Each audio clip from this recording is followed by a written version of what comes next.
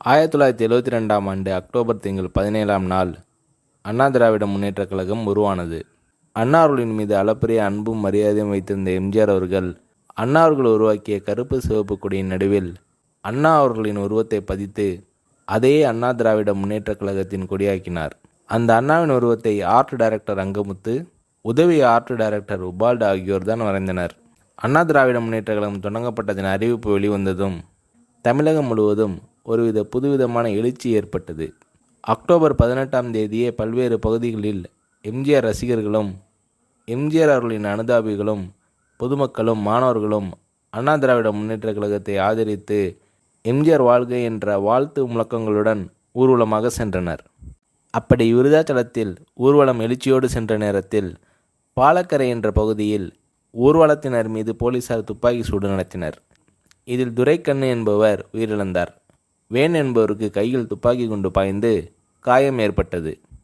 எம்ஜிஆர் அவர்கள் கட்சி தொடங்கிய நேரத்தில் நாடாளுமன்ற உறுப்பினர்கள் KA கிருஷ்ணசாமி, ST சோமசுந்தரம், MLAக்கள் காளிமுத்து, முனு ஆதி, SM துரைராஜ், பே Soundarapandian, GR Edmund, CV Velappan ஆகியோர் திமுகவிலிருந்து வெளியேறி அண்ணா திராவிட முன்னேற்றக் கழகத்தில் இணைந்து செயல்பட்டனர்.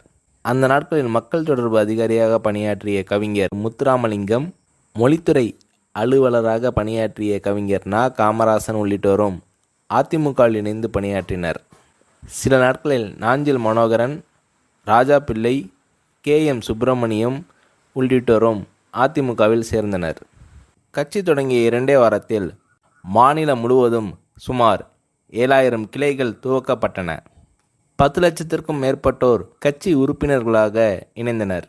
திமுகவின் உட்கிளைகளாக செயல்பட்ட எம்ஜிஆர் மன்றங்கள் அனைத்தும் அதிமுகவின் கிளைகளாக உருவாகின.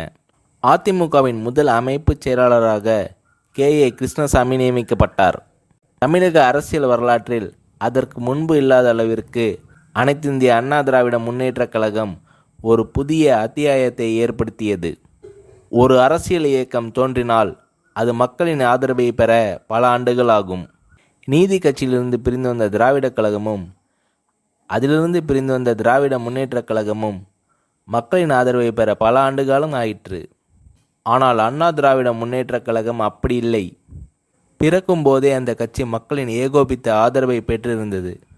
அரசியலே தெரியாத ஏழை பாட்டாளி வர்க்கத்தினரும் தாழ்த்தப்பட்ட சமுதாய மக்களும் எம்ஜிஆரை தங்களை காக்க வந்த இரட்சகனாக கருதி அவருக்கு அமோக ஆதரவை அளித்தனர். அண்ணா திராவிட முன்னேற்றக் கழகத்தின் தொடக்க விழா பொதுக்கூட்டம் சென்னை கடற்கரை சீரணி அரங்கில் நடைபெற்றது. அந்த கூட்டத்தில்தான் KA கிருஷ்ணசாமி அவர்கள் புரட்சி நடிகர் என்ற பட்டம் இனி எம்ஜிஆர் அவர்களுக்கு தேவையில்லை, புரட்சி தலைவர் என அழைப்போம் என முழக்கமிட்டார்.